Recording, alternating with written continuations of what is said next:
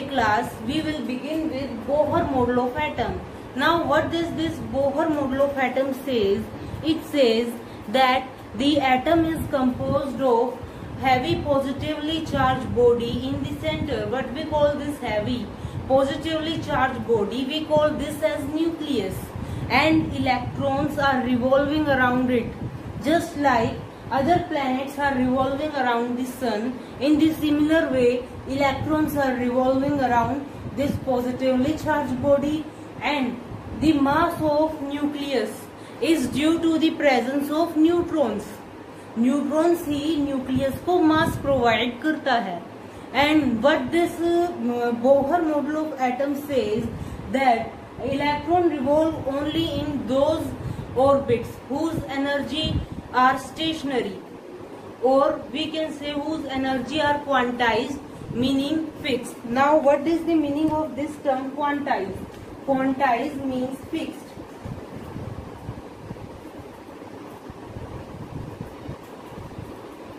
Quantize का meaning क्या होता है? Means that the energy is fixed. And now what we call this energy? How do we measure this energy?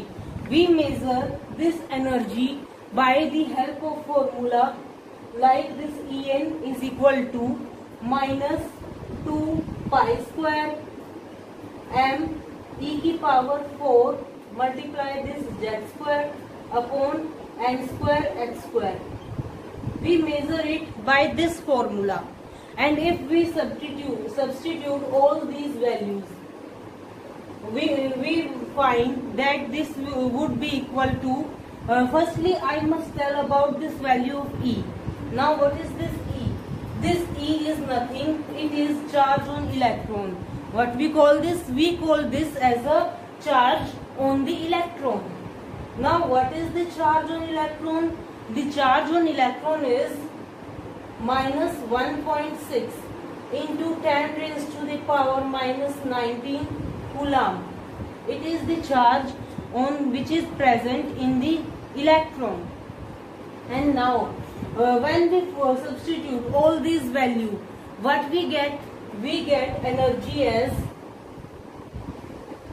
minus 13.6 electron volt per atom into this z square, and here we come n square. What we get? We get here minus 13.6 up by n square into z square electron volt per atom. And the another formula which we get, that is minus 1312 by n square into z square. It is in terms of kilojoule per mole. किस term में? ये kilojoule per mole of atom. And in terms of electron volt per atom we use this. In terms of kilojoule per mole we use this. And now this is all about the energy. And when I say that the electron jumps from 5th orbit to 3rd orbit, now when the excitation of electron take place, now what we use the formula? We use this very formula. हम कौन सा formula use करते हैं? We use this, that delta E is equal to E final minus E initial. We use this very formula. And now if I must say that the electron jumps from 5th orbit to 3rd orbit, now what I must write? That it is equal to E5 minus E3. It is change in the energy which we depict, or we can call it as excitation energy.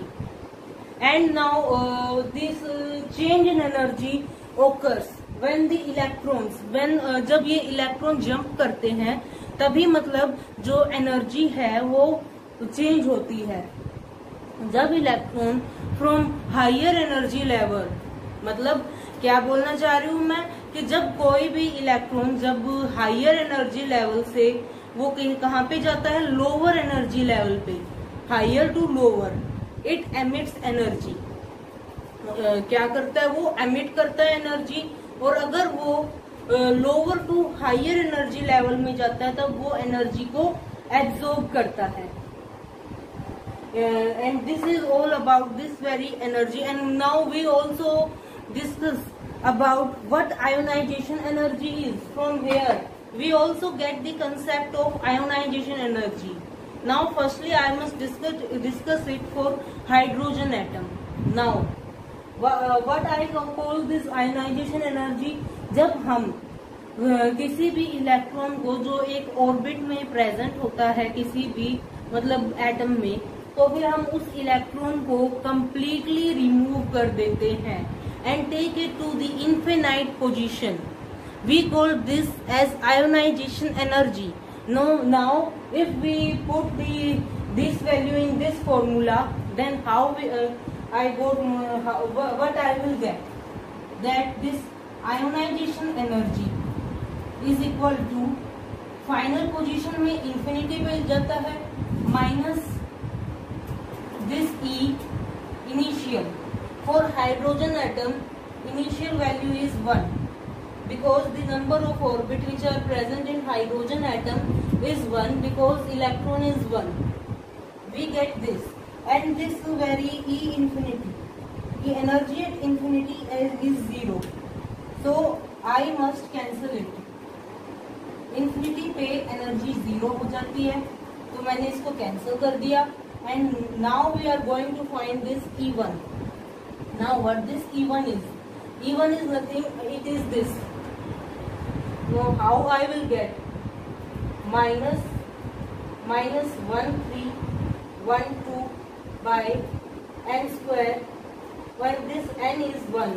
For hydrogen it is 1 square into में this 1 square kilojoule per mole, and the overall energy which I get, that is plus 1312 kilojoule per mole. It is the overall energy, ionization energy.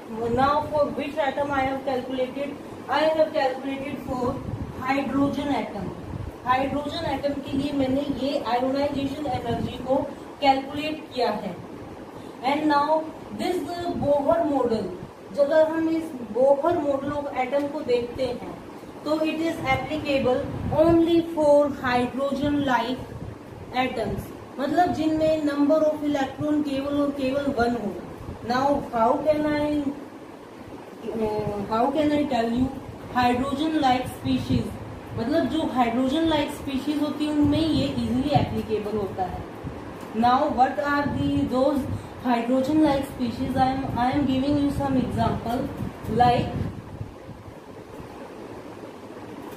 Hydrogen He+, Li2+, Be3+. These are some example of hydrogen-like species. It is applicable for these only. Now, when I put, then I have to calculate ionization energy for these. Then how can I get ionization energy? I will use this formula, which I can find out this. What is the formula for ionization energy for this? It is ionization energy. I will substitute this ionization energy of hydrogen atom and multiply it with atomic number का square.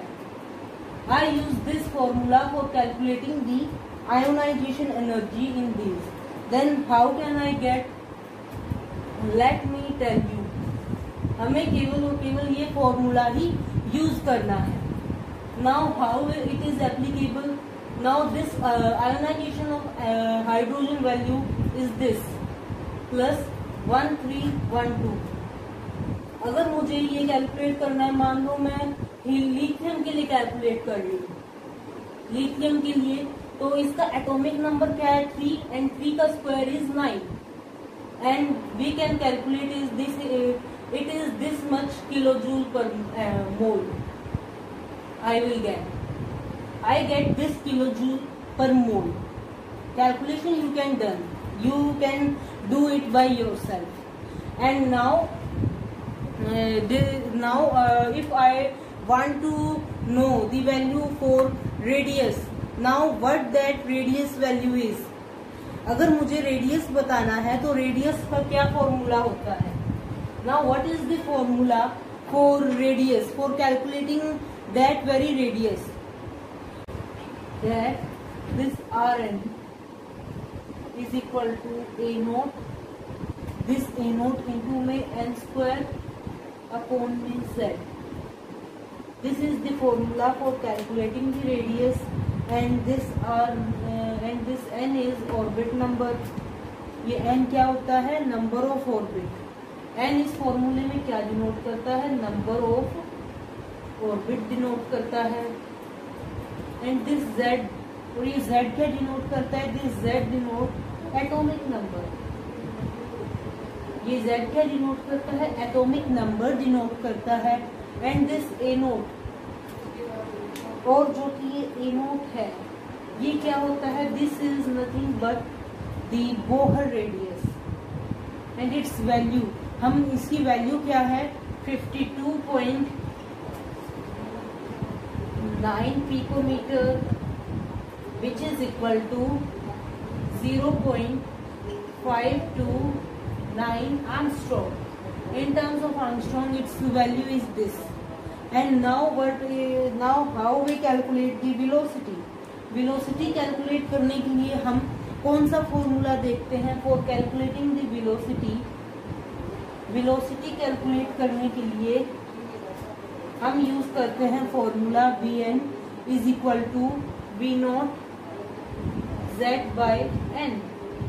Now by putting the value of, firstly what is this V naught? This V naught is velocity of an electron in the first orbit. Now what is the value of V naught? The V naught value is 2.188 into 10 raised to the power 8 centimeter per second.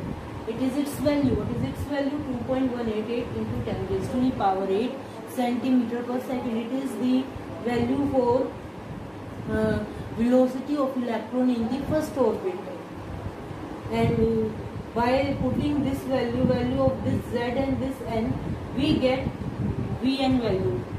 And similar is this. And now what we are now, there is another more point about this, and that was that the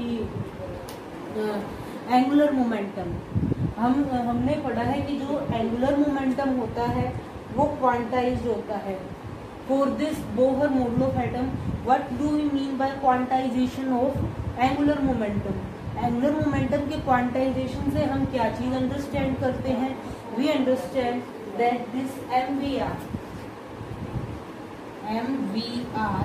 is equal to NH by 2 pi. It is integral multiple of this H by 2 pi.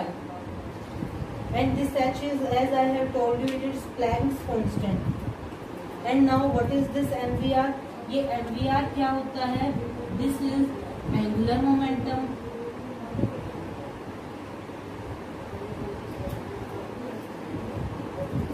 which is integral multiple of this h by 2 pi. And now what I will, now if I say that the what is the value for angular momentum for the third orbit, third orbit के लिए angular momentum की value क्या होगी? And for this third orbit angular momentum की value क्या होगी? It is 3h by 2 pi. For fifth orbit it would be 5h by 2 pi and so on, because it is nothing, n is the integer. and that's it. And now if I tell you about the limitation of this Bohr model, now if the limitation, what is the limitation, कि इसके drawbacks क्या आए थे, why this model was failed. ये model इसलिए fail हुआ था क्योंकि ये केवल और केवल हाइड्रोजन लाइक स्पीशीज के लिए ही एप्लीकेबल था. इट वॉज इट्स ड्रॉबैक कि ये केवल और केवल हाइड्रोजन लाइक स्पीशीज के लिए ही एप्लीकेबल था. And it could not tell us about de Broglie relationship. इसने हमें डी ब्रोगली के रिलेशनशिप के बारे में भी कुछ नहीं बताया था. And it also could not tell us about Heisenberg का अनसर्टेनिटी प्रिंसिपल भी इसने नहीं बताया था. और साथ में ये 2 डायमेंशनल मॉडल है, it is not 3 dimensional. It was its drawback. So here we come with de Broglie equation. Now what does this equation means? Like light has dual nature, wave-like and particle-like. In the similar manner, each and every matter has this dual nature. कि ये जो भी wave-like, particle-like nature है, ये सभी के द्वारा poses कर लिया जाता है. चाहे वो मैं हूँ, चाहे वो आप हो, चाहे इस पूरे यूनिवर्स में कोई भी ऑब्जेक्ट हो, डी ब्रोगली इक्वेशन मतलब उसके ऊपर भी एप्लीकेबल होगी. Now what this equation is? ये इक्वेशन क्या है, क्या डिनोट करती है ये? That this lambda is equal to h upon p. h by p को ये डिनोट करती है. And now what this p is? ये p क्या होता है? This p is momentum. क्या होता है ये p? मोमेंटम होता है. And what is the value for this momentum? ये मोमेंटम के लिए क्या वैल्यू है? It is equal to m cross v. It is the formula for finding the momentum. Now from here we can also write it as that this lambda is equal to h by mv, m cross v. हम इसको ऐसे भी लिख सकते हैं. Understand? And from this is for all the material particles.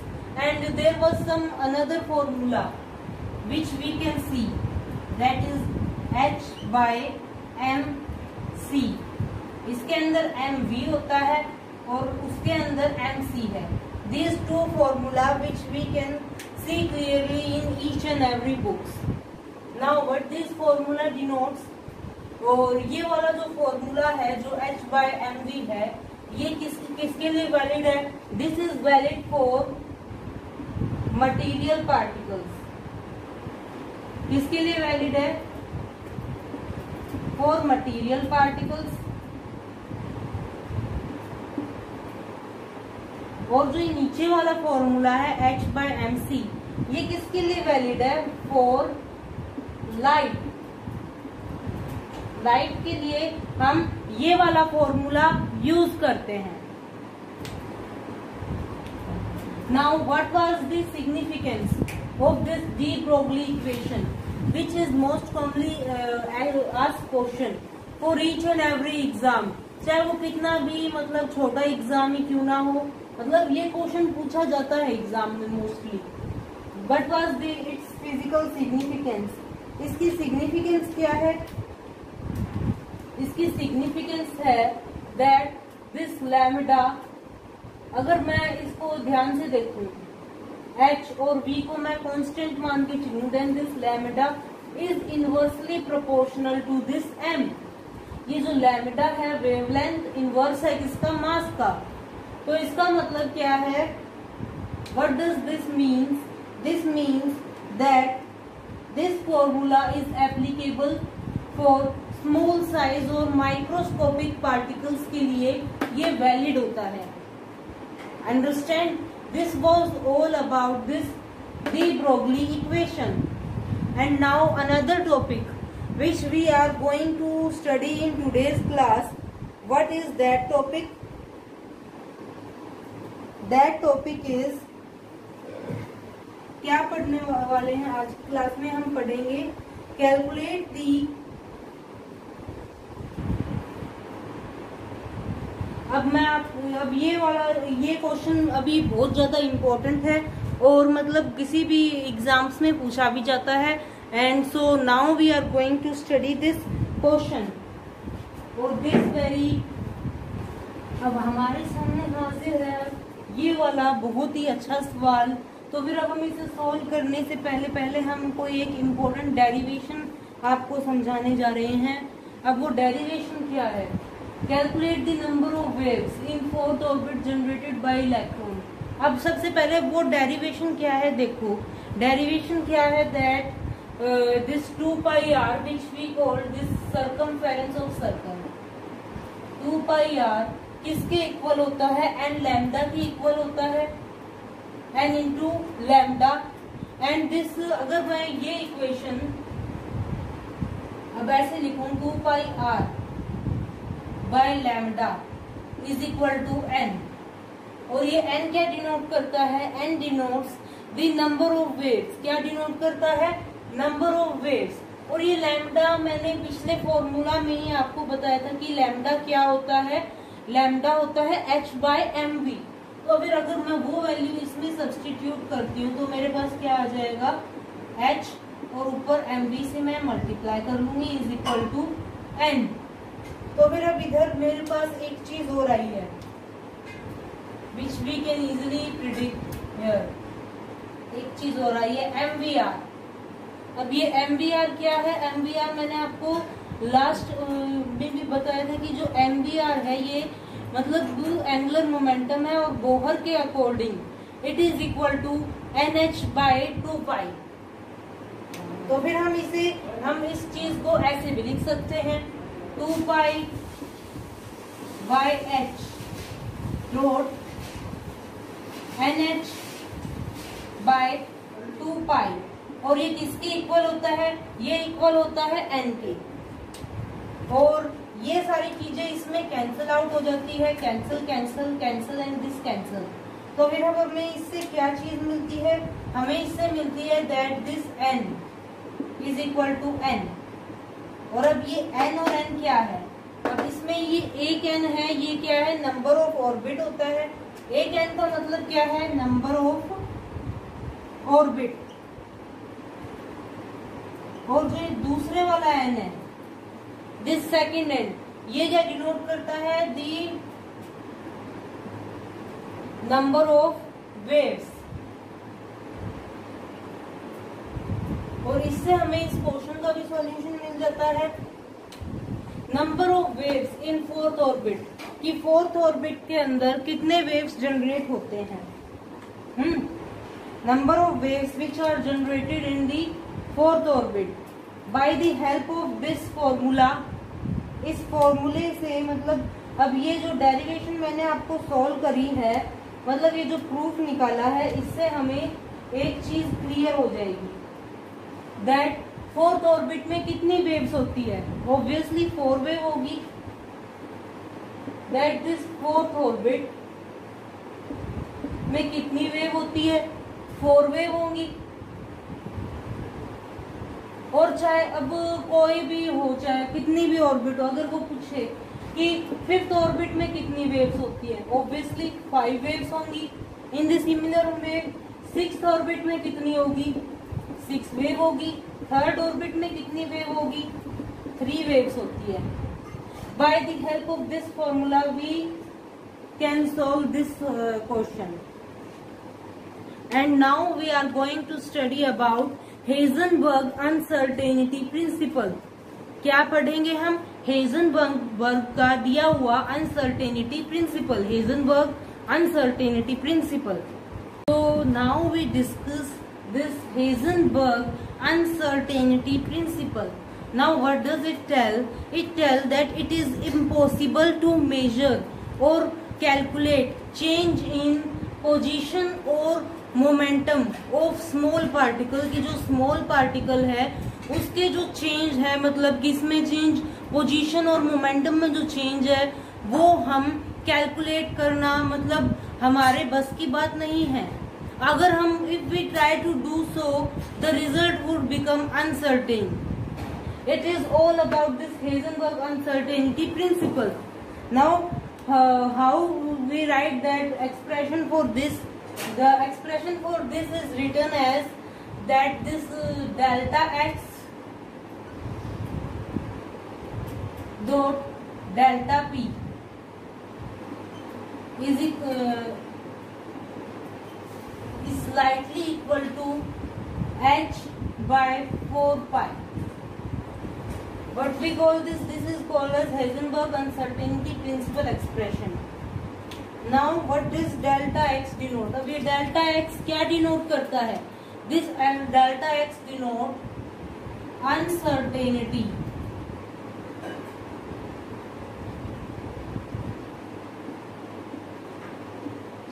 Uncertainty in position. क्या denote करता है? Uncertainty in position. And this delta P, और ये डेल्टा पी क्या डिनोट करता है? It denotes uncertainty in momentum. क्या डिनोट करता है ये? अनसर्टेनिटी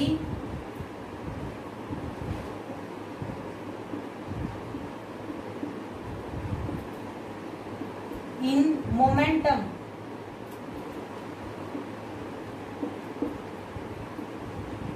और जो ये डेल्टा पी है, दिस डेल्टा पी, हम इसको मतलब इसमें मास तो फिर भी सर्टेन रहता है, लेकिन जो वेलोसिटी वो अनसर्टेन होती है. तो फिर वो उसका एक्सप्रेशन हम कैसे लिख सकते हैं? We write that as M delta V. And now by substituting this value in this formula what we get that this delta X into this M delta V इसके स्लाइटली इक्वल होता है ये. It is slightly equal to this h by 4 pi. It is about this Heisenberg uncertainty principle. Understand? इसी topic में आके अपना एक question भी आता है. And what that question is, हमारा क्वेश्चन क्या है अभी मैं आपको डिस्कस कराती हूँ. दैट वाई इलेक्ट्रॉन, कि जो इलेक्ट्रॉन है वो न्यूक्लियस के अंदर एग्जिस्ट क्यों नहीं कर सकता? Why electron can not exist in nucleus is our question. तो हमारा क्वेश्चन क्या है? That why electron does not exist within the nucleus. अब ऐसा क्यों होता है कि जो इलेक्ट्रॉन होता है वो न्यूक्लियस के अंदर एग्जिस्ट ही नहीं कर सकता?